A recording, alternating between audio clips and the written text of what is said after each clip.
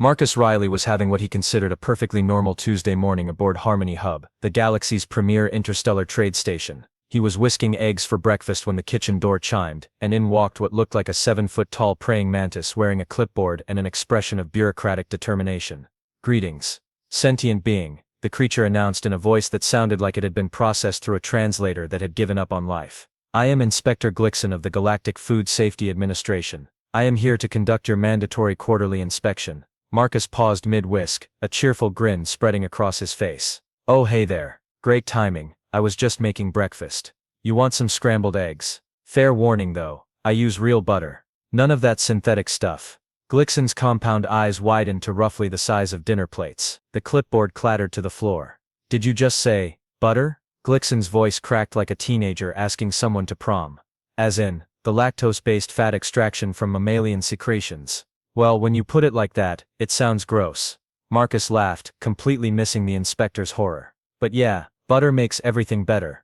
That's like rule number 1 of cooking." What Marcus didn't know, because humans rarely bothered reading the fine print of galactic regulations, was that butter had been classified as a Class C biological hazard by the Galactic Council after the infamous dairy incident of 2847. What Marcus also didn't know was that his kitchen contained approximately 473 items that were currently banned across 17 star systems. Glixon reached for his emergency communicator with a trembling appendage. "This is Inspector Glixon requesting immediate backup. I have a code orange situation. Repeat, code orange. The human is actively deploying chemical weapons in food preparation." Chemical weapons? Marcus looked around his kitchen, genuinely confused. "Dude, it's just eggs and butter. Oh, and I was gonna add some salt and pepper. You know, for flavor?" The communicator slipped from Glixon's grasp and shattered on the floor. The inspector swayed dangerously, looking like he might faint. "Salt," Glixon whispered. He said salt. Marcus, being the helpful sort, immediately reached for his salt shaker. "Yeah, want to see? I got this great sea salt from Earth. Really brings out the natural flavors." And that was the moment Inspector Glixon realized he wasn't conducting a routine food safety inspection. He was standing in what amounted to a weapons depot disguised as a kitchen, being operated by a cheerfully oblivious human, who apparently had no idea he was living in violation of roughly half the galaxy's safety codes. This was going to be a very long day. "Okay, let me give you the grand tour," Marcus said, completely oblivious to the fact that Glixon was now hyperventilating into a paper bag he'd produced from somewhere. "I'm really proud of this setup. Took me 3 years to get everything just right." Glixon managed to wheeze out, "Perhaps we should start with your weapons storage." "Weapons?" Marcus laughed. "Oh, you mean my knife block? Yeah, I've got some beauties here." He pulled out an 8-inch chef's knife that gleamed under the kitchen lights. "This baby can slice through anything. Tomatoes, onions, even bone if you know what you're doing." Glixon's paper bag breathing intensified. In his database, edged weapons designed for organic matter destruction were classified as Class A assault implements, and this human was casually waving one around like it was a toy. "Moving on," Marcus continued cheerfully, opening his refrigerator. "Here's where I keep the good stuff. Fresh garlic from the hydroponics bay, some beautiful red onions, and oh, my pride and joy." He held up a small glass jar filled with what looked like tiny white crystals. What is that?" Glixon whispered. "Himalayan pink salt. Cost me 2 weeks' salary to get this shipped from Earth, but totally worth it. The mineral content is just incredible." Glixon fumbled for his scanner, hands shaking so badly he nearly dropped it twice. The device immediately started screaming in 17 different alien languages. According to his readings, Marcus was holding enough sodium chloride to theoretically preserve an entire Zlorgian battle fleet. "Sir," Glixon said, his voice barely audible, "that substance is banned in 43 star systems." "Really? Huh." Marcus examined the jar thoughtfully. "I mean, I guess it could be dangerous if you ate like a whole jar of it. But that's true for pretty much anything, right? Even water can kill you if you drink too much." At that moment, the kitchen door whooshed open and in walked Commander Vera Knox, a woman who'd spent the last 5 years trying to keep Marcus from accidentally starting an interstellar incident through the simple act of cooking dinner. "What's all the commotion?" she asked, then spotted Glixon having what appeared to be a panic attack in the corner. "Oh no, Marcus, what did you do?" "Nothing," Marcus protested. "I was just showing Inspector." Sorry, what was your name again?" "Glixon," the inspector croaked. "Right, Glixon here, my kitchen setup." He seems really interested in my ingredients. Look, I was just about to show him my spice rack. Commander Knox and Inspector Glixen exchanged a look of mutual horror. Marcus, Knox said carefully. Maybe we should take a step back but it was too late. Marcus had already opened the cabinet that contained what he cheerfully referred to as his flavor arsenal, and what the Galactic Council had classified as the Deathworlder's collection of culinary destruction. Glixen took one look at the neat rows of glass jars filled with various powders, seeds, and dried plant matter, and promptly fainted. Is he okay? Marcus asked, genuinely concerned as he knelt beside the unconscious inspector. Should I get some smelling salts? No, Commander Knox shouted, then caught herself. I mean no, Marcus, no more salts of any kind. Just step away from the spice rack. But Marcus was already back on his feet, helpfully pointing out his collection. I don't get what the big deal is. Look, this is just paprika. And this is cumin. Oh, and here's my cayenne pepper. Now that stuff will wake you up in the morning. Knox was frantically waving her hands at him to stop, but Marcus was in full enthusiastic chef mode now. And this little beauty, he said, holding up a small red jar, is ghost pepper powder. I only use a tiny pinch, but wow, it really brings the heat. Glixen's eyes snapped open at the word ghost. He took one look at the jar in Marcus's hands, and immediately started hyperventilating again. Code Red. He screamed into his broken communicator. Code Red. The human has weaponized capsaicin. This is not a drill. Weaponized? Marcus looked hurt. Dude, it's just for flavor. Here, smell this.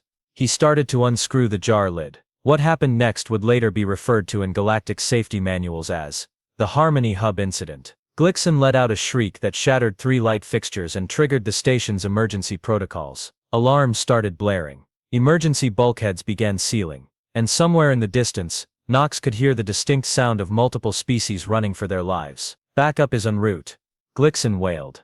I've called in the hazmat team, the biological warfare unit, and the Galactic Council's emergency response squad. For pepper? Marcus asked, still holding the jar.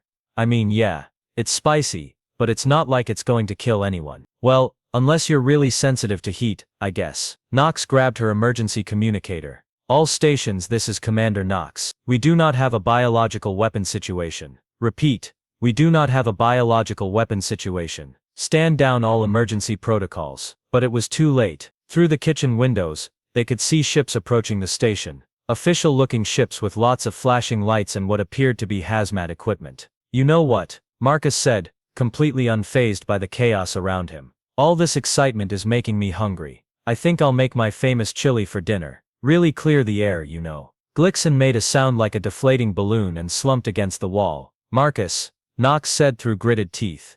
Maybe tonight we could just order pizza. Pizza. Marcus's face lit up.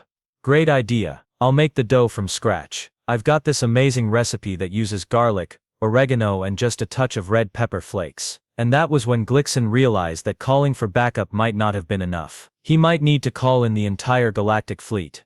20 minutes later, Marcus's kitchen looked like the scene of a first contact diplomatic incident. Which, technically it was. The galactic hazmat team had arrived wearing full environmental suits that made them look like a collection of walking beach balls. The biological warfare unit had set up what appeared to be a decontamination tent outside the kitchen door, and the emergency response squad was busy setting up equipment that beeped ominously and had way too many flashing red lights for Marcus's comfort. So, Marcus said conversationally as he chopped onions with practiced ease. Anyone want to stay for dinner? I'm making my grandmother's beef stew recipe. It's a real crowd pleaser. The nearest hazmat officer stumbled backward, nearly tripping over his colleague. Through his suit's translator, his voice came out as a mechanical wheeze. He's still preparing biological agents. Marcus paused, onion-covered knife in hand.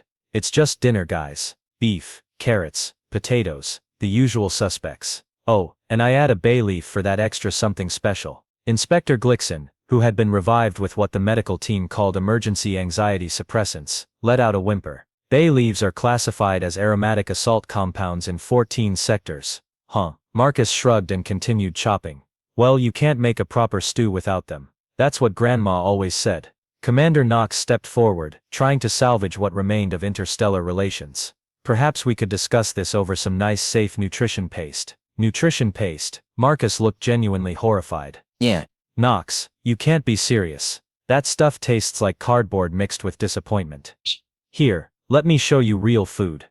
What happened next would be discussed in xenocultural studies classes for the next 3 centuries. Marcus, with the confidence of someone who had absolutely no idea he was committing what 17 different species considered culinary war crimes, began to cook. He seared the beef until it developed what he called a beautiful caramelized crust and what the hazmat team called evidence of controlled combustion reactions. He sautéed the onions until they were translucent and fragrant, filling the air with what humans called the smell of home cooking and what the assembled aliens recognized as airborne chemical compounds of unknown toxicity. See, Marcus explained cheerfully as he added minced garlic to the pot. The secret is to let the garlic get just golden, not brown. Brown garlic tastes bitter. 3 members of the hazmat team had to sit down. Now comes the fun part, Marcus continued, reaching for his spice cabinet. Salt, pepper, thyme, a little Worcestershire sauce for depth. Each ingredient he added caused fresh waves of panic among the assembled officials. Somewhere, someone was frantically updating violation reports.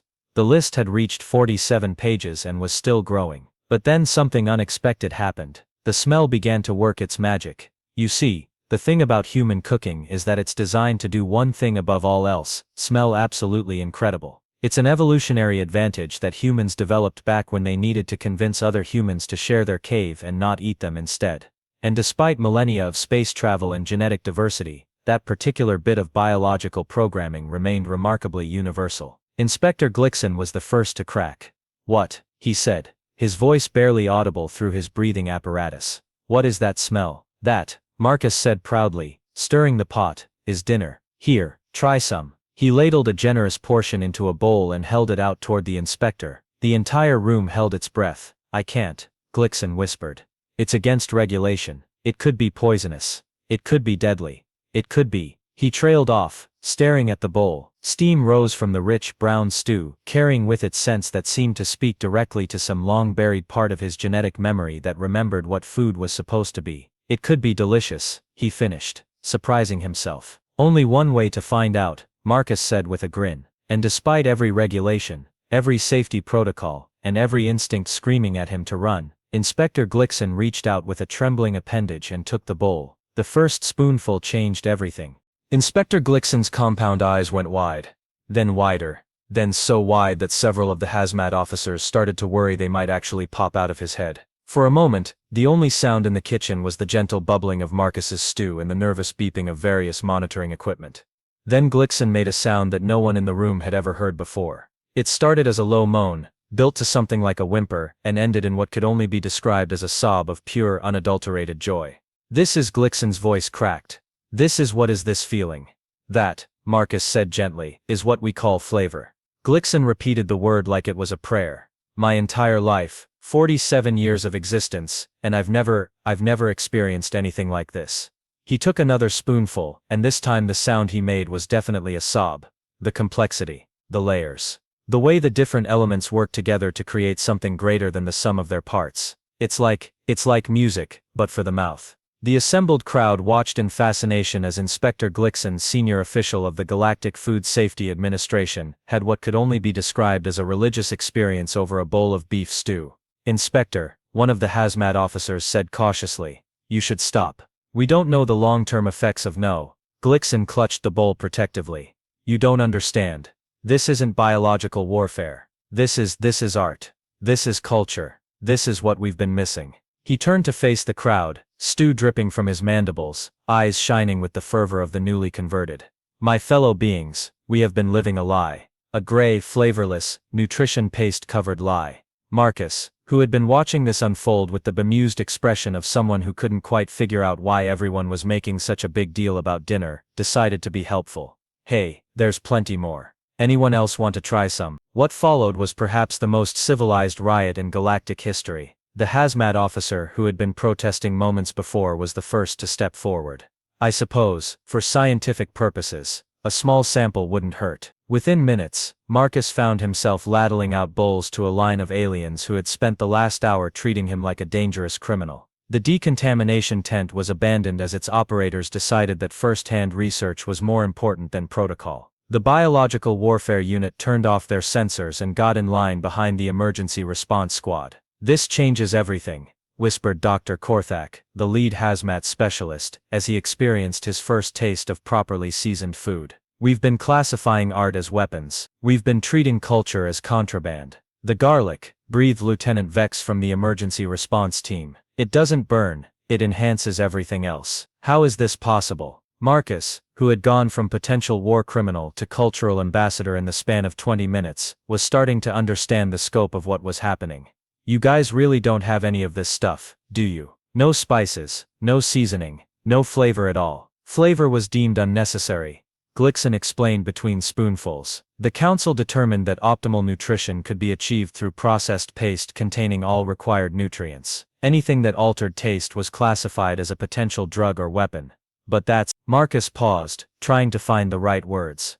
That's like saying color is unnecessary because black and white contain all the visual information you need. Or that music is dangerous, because it makes you feel things. The assembled aliens looked at each other with the dawning realization that they had been living in a universe drained of one of its most fundamental pleasures. Commander Knox, who had been watching this cultural revolution unfold in her kitchen, stepped forward.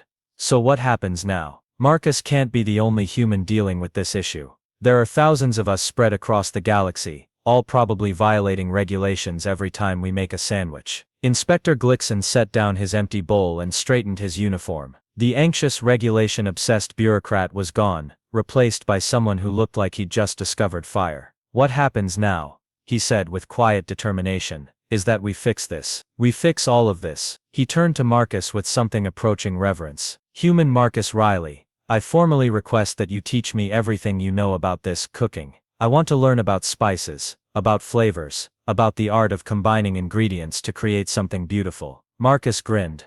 Well, I do know a killer recipe for chocolate chip cookies. Every alien in the room simultaneously asked, what's chocolate? 6 months later, Marcus Riley stood in what had once been Cargo Bay 7 of Harmony Hub, but was now officially designated as the Galactic Institute for Culinary Arts and formerly prohibited flavor enhancement. The sign outside, written in 43 different languages, simply read Riley's Kitchen Academy, where chemical weapons become dinner. The transformation had been remarkable. What started as a food safety violation had grown into the galaxy's first interspecies cooking school. Students from across 17 star systems came to learn what Marcus had cheerfully dubbed the ancient human art of making food not suck. Today, Marcus announced to his morning class, which consisted of 2 Andromedans, a Cetian diplomat, 3 reformed food safety inspectors, and a Regilian who kept detailed notes on everything. We're going to learn about the miracle of caramelization. Don't worry, nobody's going to die.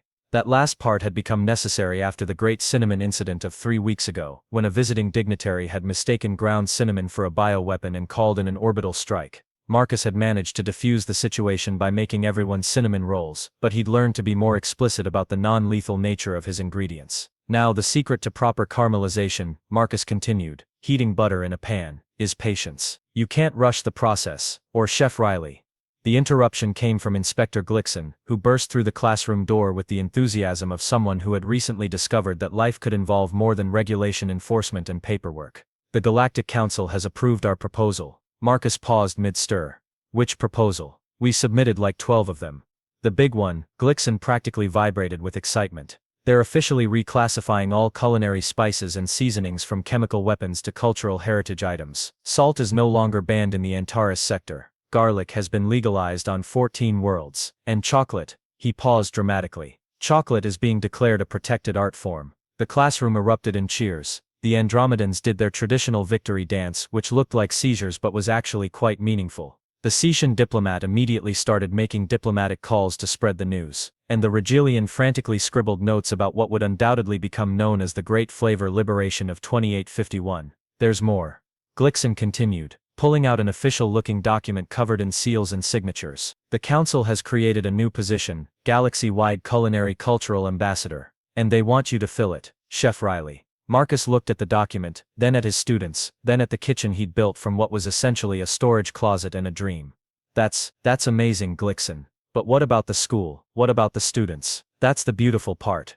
Glixen grinned, an expression that still looked slightly terrifying on his mantis-like features but had become oddly endearing. The position comes with a full budget for expansion. We're talking about Riley's Kitchen Academies on every major trade station in the galaxy, professional-grade equipment, standardized curriculum, and most importantly, he leaned in conspiratorially, an unlimited ingredient procurement budget. Marcus's eyes went wide. You mean I can finally afford real vanilla extract? The finest vanilla in the galaxy, chef. From actual vanilla orchids, not that synthetic substitute. And saffron, by the kilogram. Fresh truffles. We'll have our own truffle hunters. Marcus was quiet for a long moment, looking around at his little classroom kingdom. When he finally spoke, his voice was soft with wonder. You know, when I was a kid on Earth, my grandma used to say that good food brings people together. That sharing a meal was the fastest way to turn strangers into friends. He gestured at his diverse collection of students, who were now enthusiastically discussing plans for opening satellite schools on their home worlds. I just never imagined it would work on a galactic scale. Your grandmother sounds like a wise woman, Glixen said. She also used to say that anyone who doesn't appreciate good food is probably an alien. Marcus paused. I probably shouldn't mention that part in my acceptance speech. Probably not, Glixen agreed. Commander Knox chose that moment to walk in, carrying what appeared to be a bottle of champagne and wearing an expression of resigned amusement. Let me guess, Marcus accidentally revolutionized galactic civilization again. Hey, Marcus protested. It was an accident the first time. This time I did it on purpose. Uh-huh.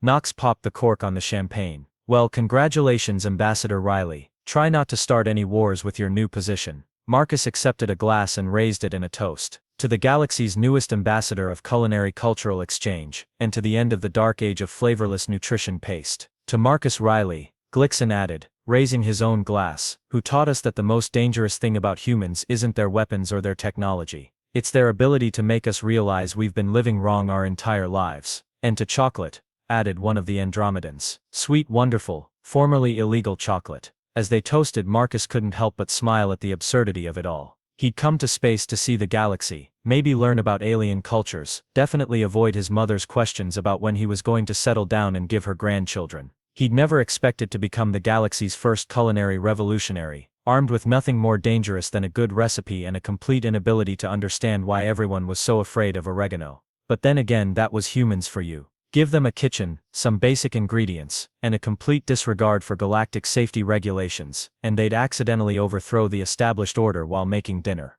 It was, Marcus reflected as he sipped his champagne and watched his alien students plan their culinary conquest of the galaxy. A very human way to change the universe, one meal at a time.